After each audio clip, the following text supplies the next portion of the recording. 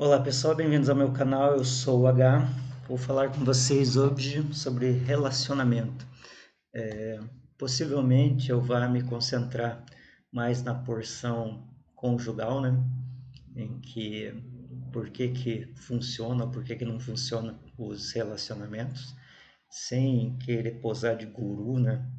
Ou de justiceiro do casamento. Eu vou falar algumas impressões do que as pessoas me contaram e também da minha própria experiência. É evidente que eu não vou falar o nome de ninguém para não comprometer.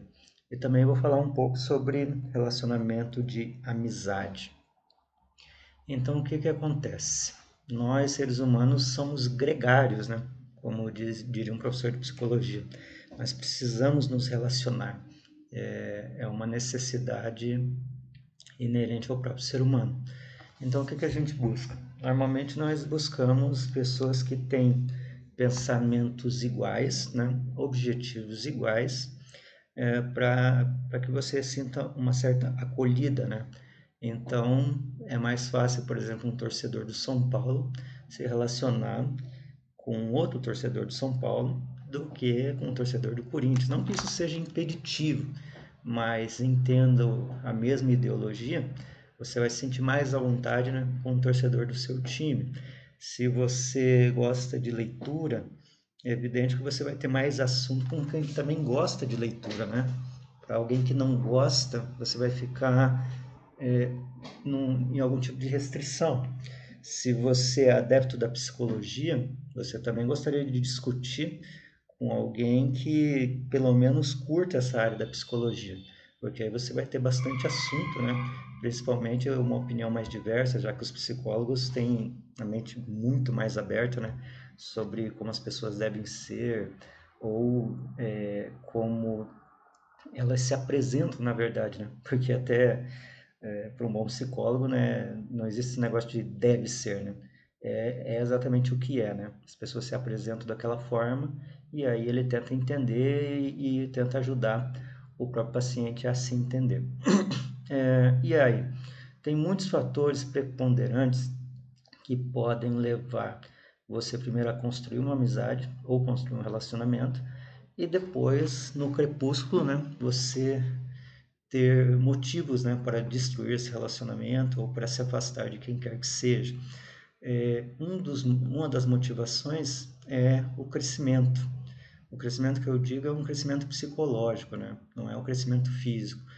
Porque quando você casa, se você casa muito cedo, entre 18 e 20 anos, você tem um pensamento jovial, você tem uma coragem admirável e você tem uma fome, né, de sabedoria, de conhecimento e às vezes de poder, né, ou de acumular bens e tudo mais, né? Chegando mais à fase dos 30, você tem mais uma fome de estabilidade, né? Você já quer estar ali sedimentado, né? Sabendo o que quer fazer, na profissão que gosta, ou pelo menos próximo, né, daquilo que você precisa para que a sua vida seja mais equilibrada, vamos dizer assim. Com 40 anos, todo aquele afã juvenil, né, aquela força, aquele vigor vai caindo um pouco, né? Você já não tem mais aquela vontade de mudar o mundo, você provavelmente vai ter uma visão um pouco mais experiente, vai saber quais caminhos tomar, né? E normalmente você sabe onde é que os caminhos vão dar. E aí, se aquele caminho que você já conhece, você realmente não vai segui-lo novamente, né? Se vai dar em algum lugar que não é o seu objetivo. Consequente, com 60, a situação fica, digamos, um pouco mais na questão intelectual e menos na física, porque daí você já não tem mais tanta força física, né? Mesmo que você seja um Mister Músculo, né? Que você continue ali com a sua musculação e tal, você sabe que você não tem mais aquela força física.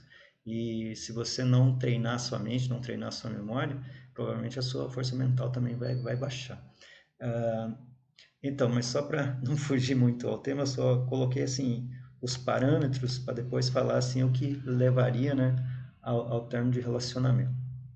Então, todos nós buscamos, né, amizade. Então, amizade você tem desde a mais tenra idade, né? Então, o que faria você terminar uma amizade seria desvio de objetivos. Então, de repente, você conhece lá um amigo que ele gosta de determinada coisa e você também gosta, e aí vocês seguem juntos e continuam na amizade. Normalmente, como eu disse, é pela coisa parecida, né? No mínimo parecida, porque dificilmente você vai ser amigo extrapolando, né? Vai ter um amigo comunista, né? E você é totalmente capitalista, quase xenófobo em relação a essa outra ideia do comunismo. Dificilmente isso vai acontecer. Não é descartável, mas dificilmente vai acontecer. Então, a ideia de que a idade vai passando e você vai pensando diferente pode levar você a se afastar um pouco do seu amigo em relação aos pensamentos. E isso poderíamos chamar de uma coisa natural. Naturalmente, você vai buscando outros caminhos e, de repente, possa até ficar aquela amizade, mas não é mais uma amizade íntima, né? Já não é mais uma amizade de você sair com a pessoa ou estar na casa da pessoa, a pessoa está na sua casa e talvez as discussões fiquem mais acaloradas, né? Pelos pontos de vista que vão se tornando diametralmente opostos. Isso ocorre também no casamento, sabe? Porque se você casa, normalmente você não é exatamente um regramento, mas você tem que seguir junto em relação a um único objetivo.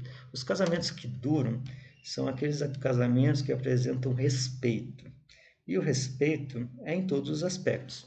Então, você respeitar a opinião da pessoa e o objetivo da pessoa. Às vezes, os objetivos também ficam incongruentes, né? Então, um objetivo é ir para a Austrália, né? Começar uma nova vida, conhecer um país novo ou buscar uma estabilidade financeira, econômica, social. E o outro tem a ideia de mudar o nosso país, né? Para que o país se torne uma Austrália, digamos assim, né? Parece o mesmo objetivo, principalmente lá quando você é jovem, você não tem uma ideia certa do que você quer fazer, né? Parece tudo muito confuso. Aos poucos vai sedimentando a ideia e a partir daquele momento as pessoas vão se afastando da ideia, enquanto um quer uma coisa pronta, né? O outro quer mudar e transformar aquela coisa que está ruim naquela outra coisa. Como eu disse, parece o mesmo objetivo, mas não é, né? E a partir do momento que eles vão se afastando, aquilo vai ficando incongruente.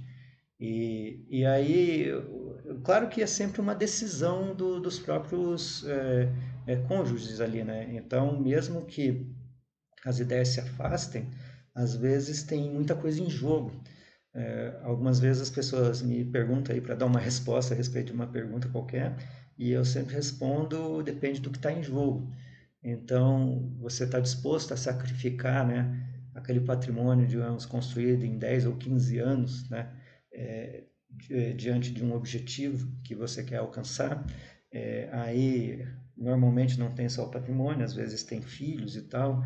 Aí você tem que pensar em como vai ficar a cabeça dos filhos, né, se os filhos são mais jovens ou se são mais velhos, né.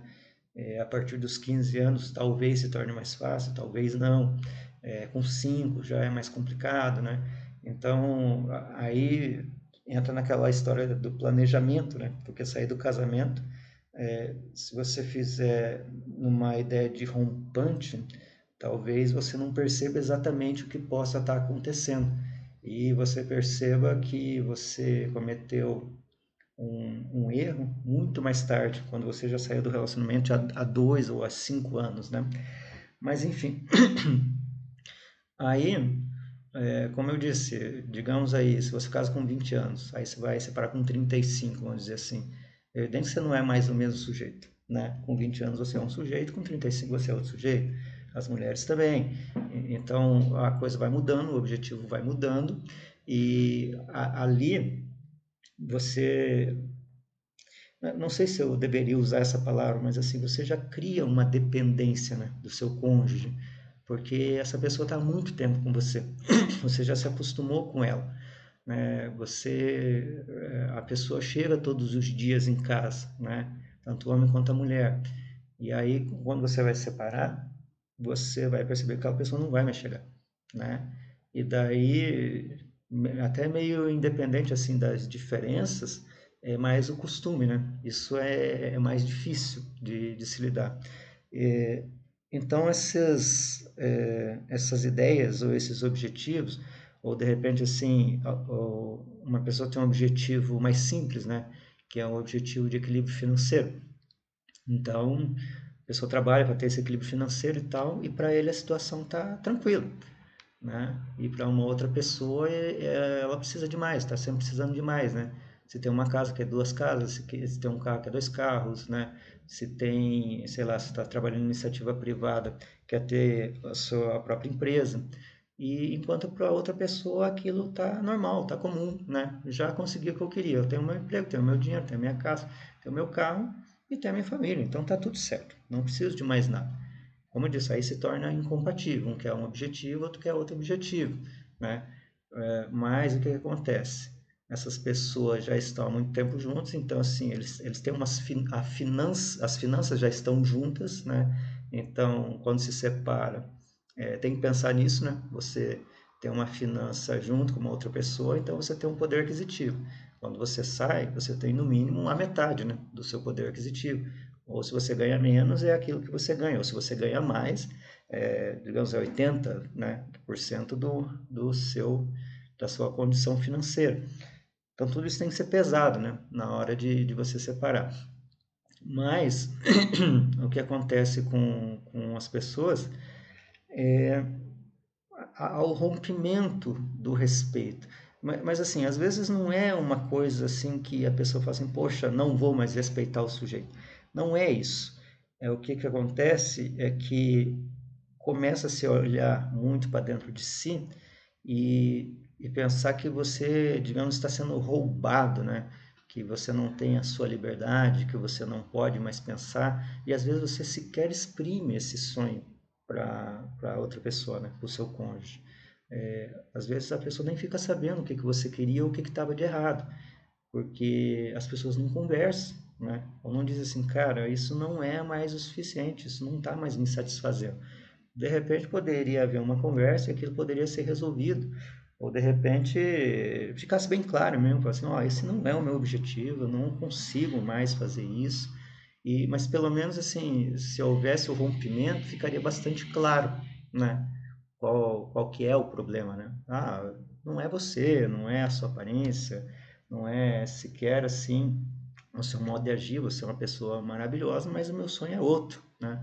Meu sonho é esse, e a gente não saiu do lugar aí nesses últimos 10 anos ou nesses últimos 20 anos, e eu quero, né, seguir um novo caminho. E aí eu acho que fica mais tranquilo, né, mais claro.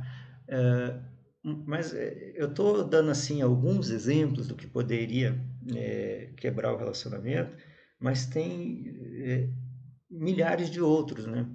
Tem um caso de uma amiga que me contou que eles foram fazer uma terapia de casal e aí o terapeuta diz assim, olha, o que está acontecendo é que vocês precisam ter um espaço. Você precisa ter o seu espaço, o seu marido precisa ter o espaço dele, e vocês misturaram demais, né? E de repente vocês estão sentindo falta só disso.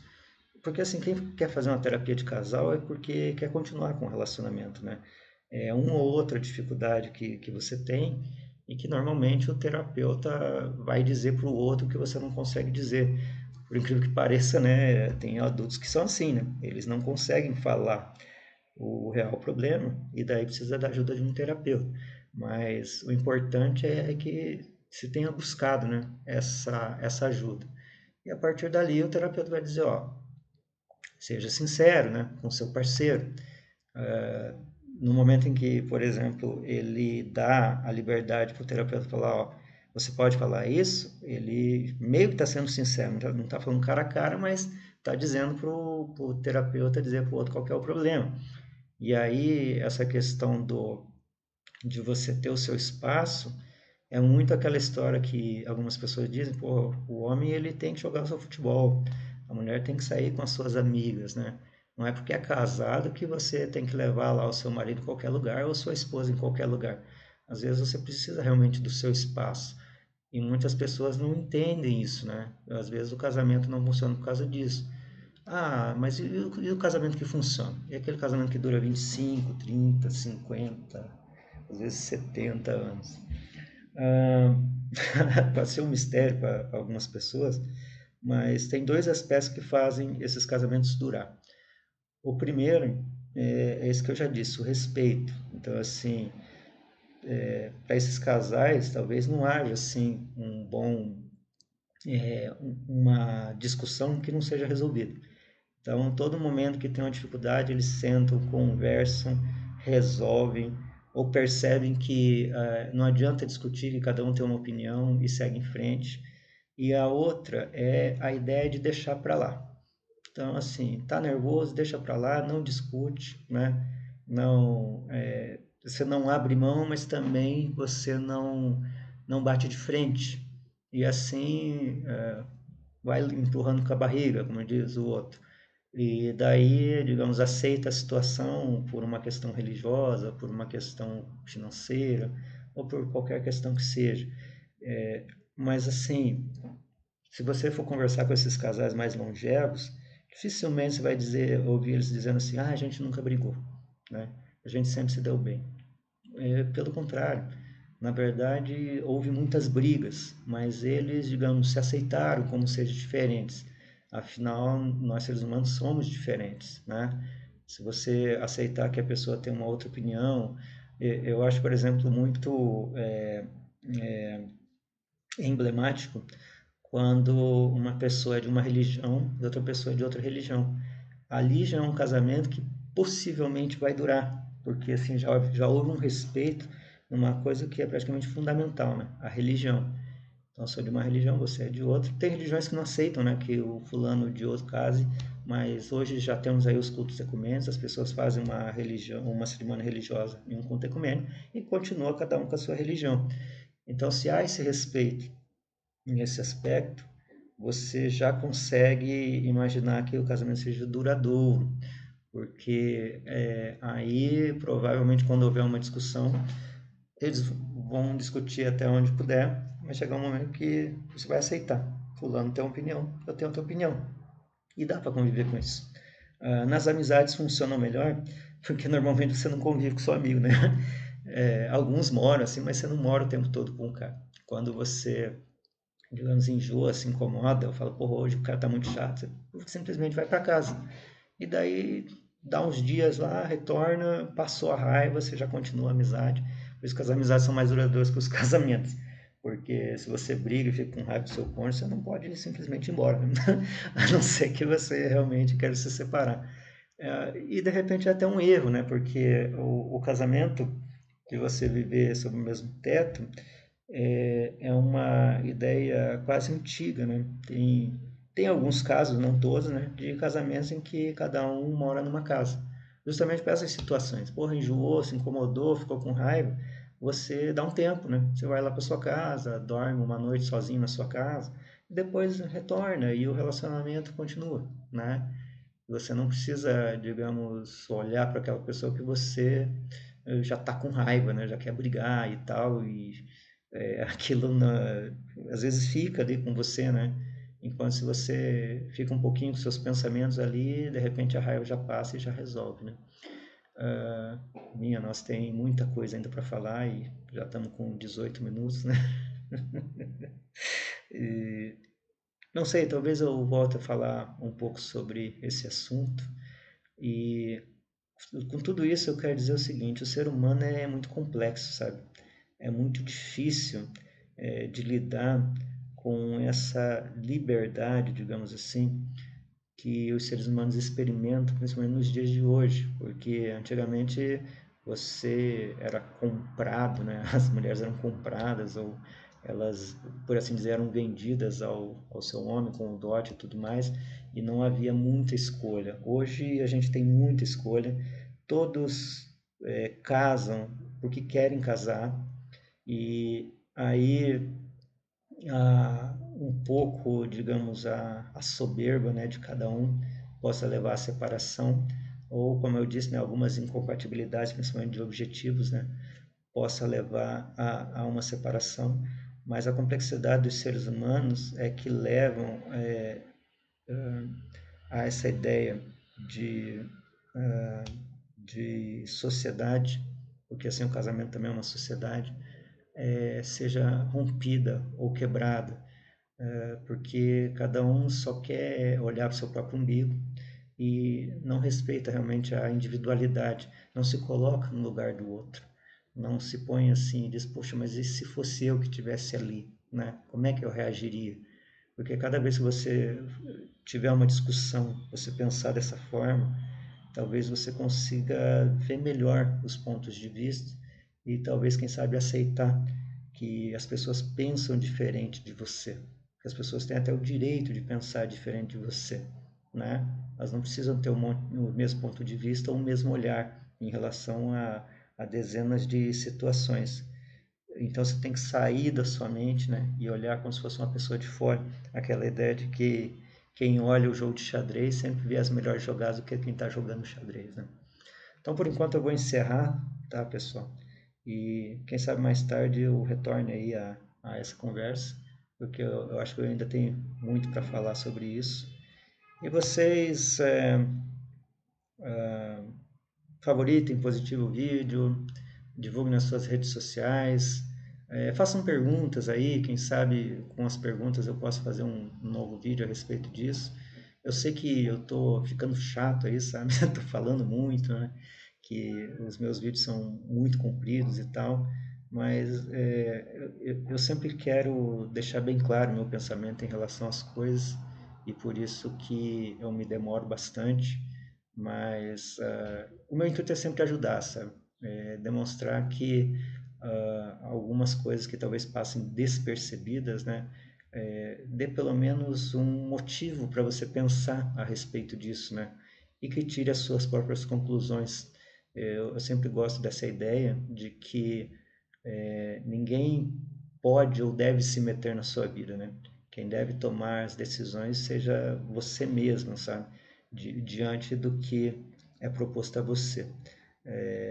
Ninguém realmente tem o direito de dizer qual caminho você deve tomar, mas você deve ouvir o máximo possível para você tomar a sua decisão. Bom dia, boa tarde, boa noite, boa hora.